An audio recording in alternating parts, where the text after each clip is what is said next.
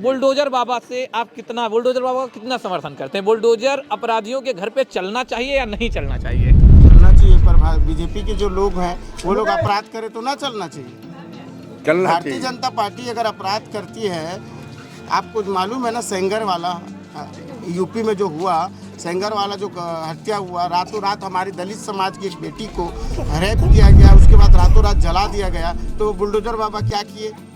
अभी वो किसानों के ऊपर गाड़ी चढ़ा दिया गया, मार दिया गया। वो मिंटू मिश्रा जो केंद्र का मंत्री था, उसके घर में बुलडोजर क्यों नहीं चला? क्या बीजेपी के कार्यकर्ता और पदाधिकारियों के लिए माफ है और बाकी साफ है?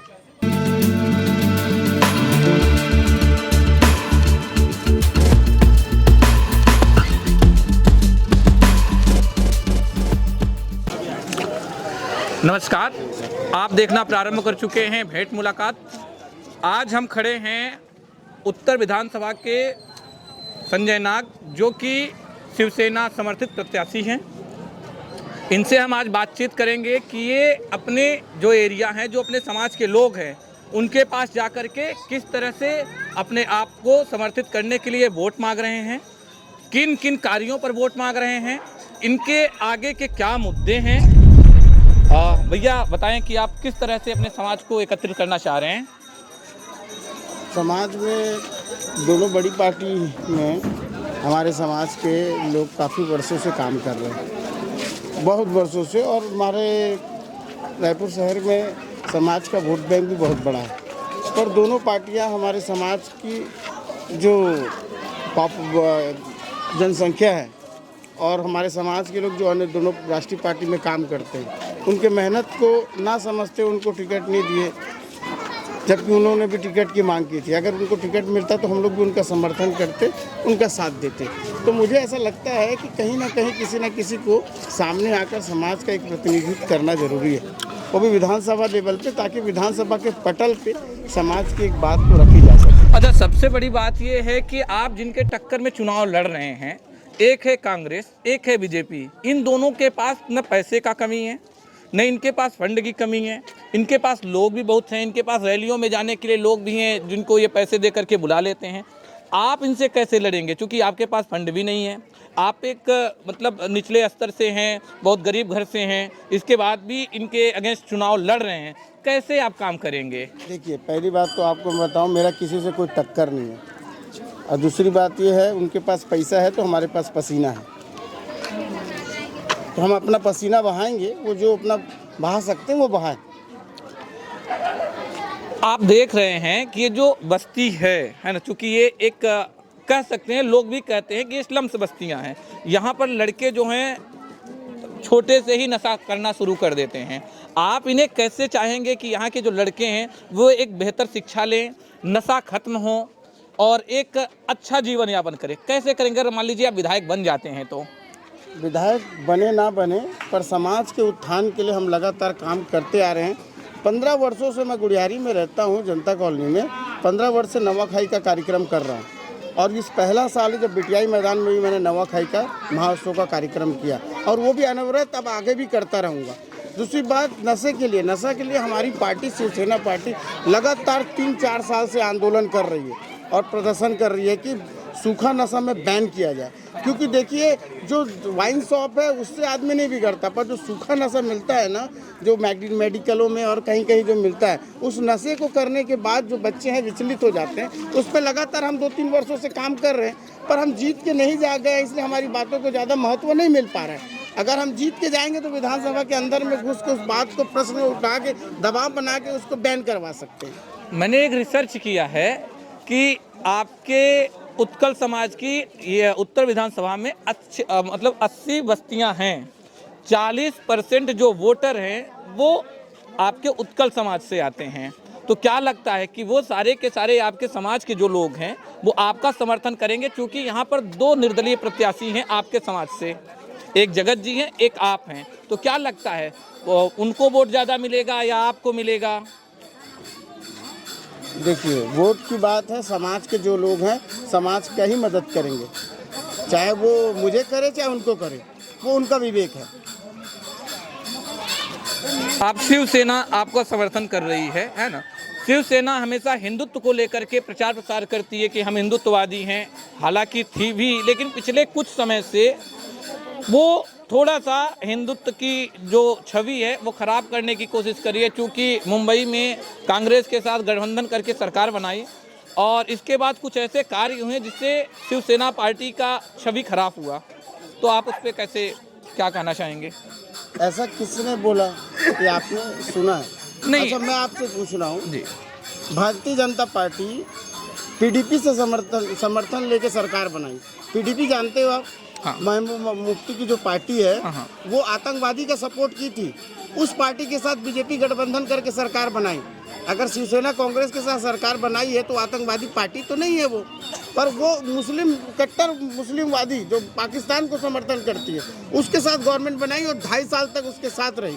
नीतीश कुमार के साथ सरकार बनाई, वो भी सेकुलरिज्म है। ये करते हैं तो वो उनका हिंदुत्व जिंदा है। मतलब ये है कि जो भाजपा के साथ रहेगा तो वो हिंदू है, और जो बीजेपी के साथ नहीं है वो हिंदुत्व छोड़ दिया। तो बीजेपी से किसी को सर्टिफिकेट थोड़ी देगी। अभी एक दो संत थे महाराष्ट्र में, उन संतों की हत्या कर दी गई थी इन्हीं के शासनकाल पे, है ना, और अभी तक उन पे कोई कार्यवाही नहीं हुई जिन्होंने हत्या की थी। तो उस पर आप क्या, आपका विचार है, क्या करना चाहिए? कब तक में उनको न्याय मिलेगा भी कि नहीं मिलेगा? यूपी में अभी तक कितने संतों का हुआ है? वहाँ पास फायर ब्रांड नेता बुलडोजर बाबा वहाँ पास मुख्यमंत्री हैं, अभी तक वहाँ कितने बाबाओं का हत्या है। अभी 2 महीना पहले सारे आम उनको मंदिर से निकाल के मार दिया गया। उस पर क्या किया बिहार बीजेपी ने? और अभी तो वहाँ पास बीजेपी की सरकार है महाराष्ट्र पे, क्यों वो तुरंत फास्ट ट्रैक कोर्ट पे केस नहीं करते और तुरंत उस पर न्याय क्यों नहीं करते? अगर हिंदूवादी पार्टी है देश के अंदर में तो हिंदुत्व के लिए क्या किया गया? आप मुझे बताइए। इंडोनेशिया में 80% मुस्लिम है, वहाँ हिंदू खतरे में नहीं है। यहाँ 80% हिंदू हैं और यहाँ हिंदू खतरे में है। बीजेपी का जो चाल है, एक ध्रुवीकरण का जो चाल है, उसको सब जनता समझ रही है। और जो झूठ पे झूठ जो बार बार बोलते हैं कि बोले कितना, आप देखिए रोजगार की बात करो, 15 लाख की बात करो, तो कहाँ पर सफल हुए हैं?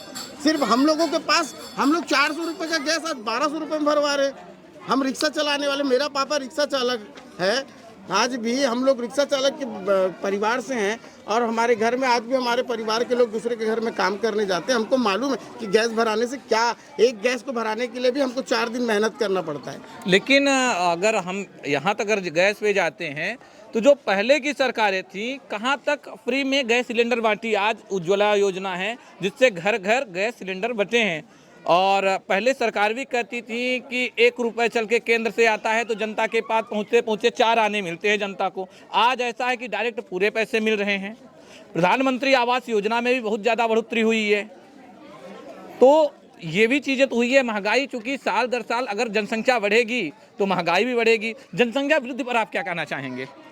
जनसंख्या पे देखिए, जो वो लाने वाले थे, जो प्रस्ताव लाने वाले थे, उसको लाना चाहिए, पहली बात। और दूसरी बात, अगर जैसे बोलते हैं महंगाई बढ़ती है, डबल महंगाई नहीं होना चाहिए भाई।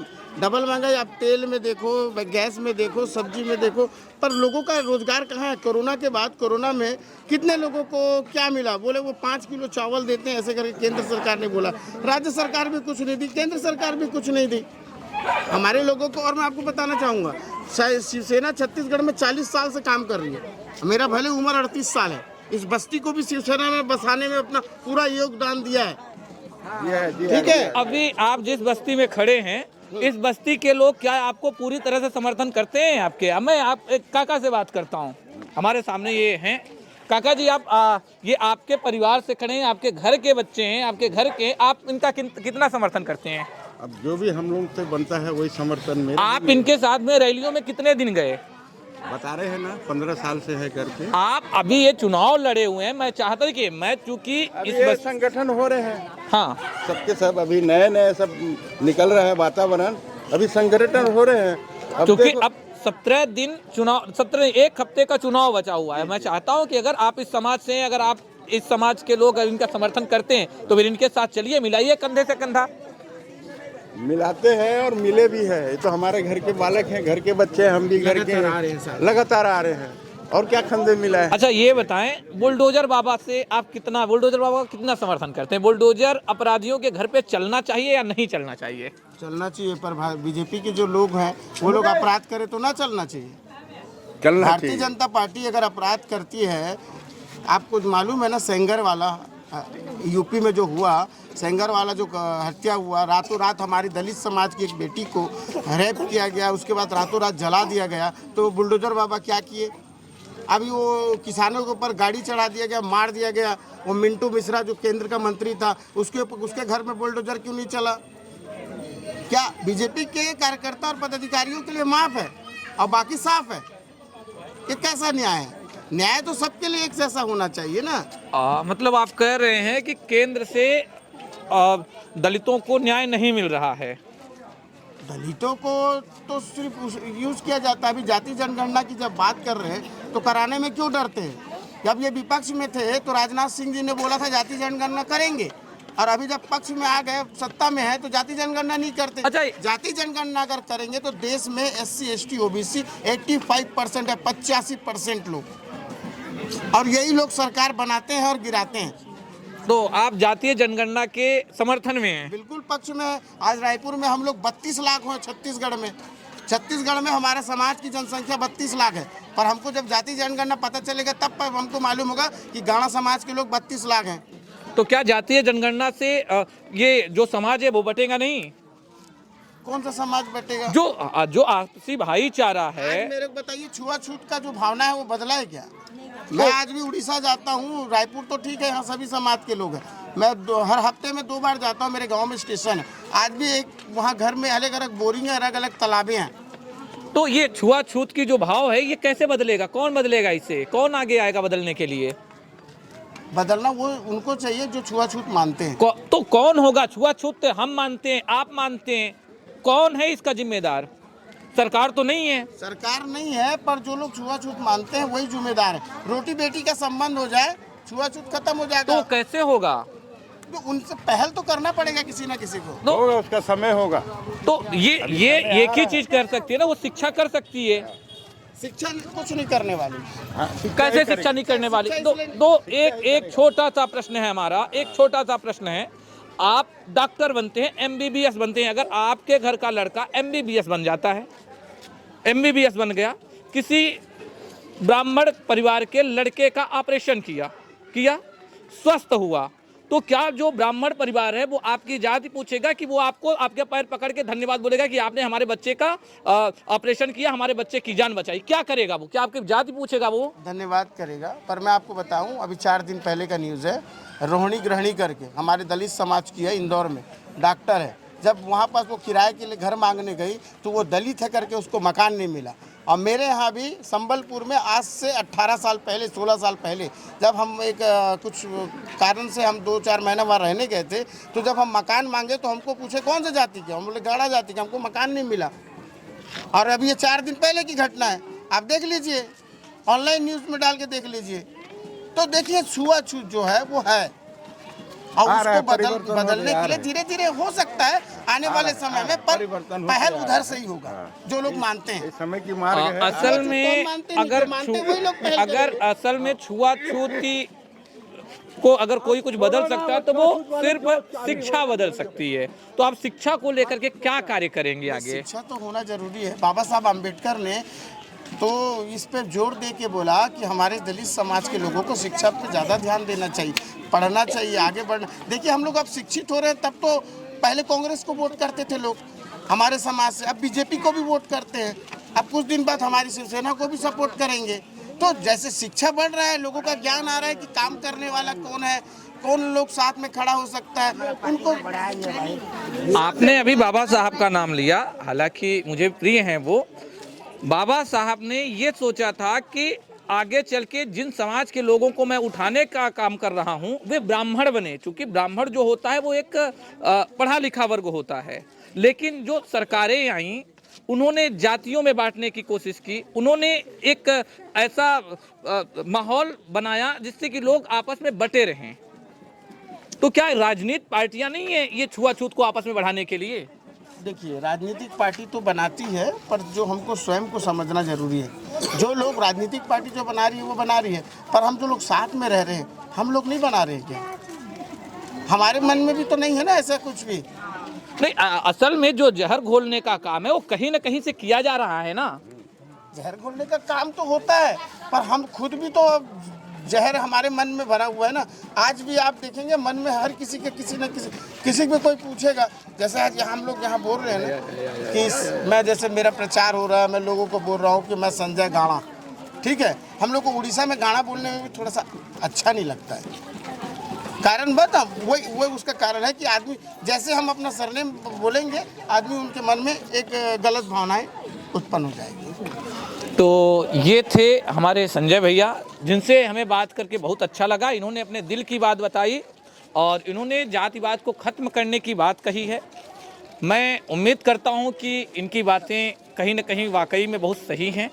आप बने रहिए हमारे चैनल के साथ भेंट मुलाकात, और सब्सक्राइब करें, लाइक करें हमारे चैनल को। हम आपके बीच में आते रहेंगे, लोगों के बीच में जाते रहेंगे और लोगों की समस्याओं को, लोगों के समाधान को उठाते रहेंगे, बताते रहेंगे। धन्यवाद, बहुत बहुत धन्यवाद, बहुत बहुत आभार भैया आपका। जय श्री राम। जय श्री राम।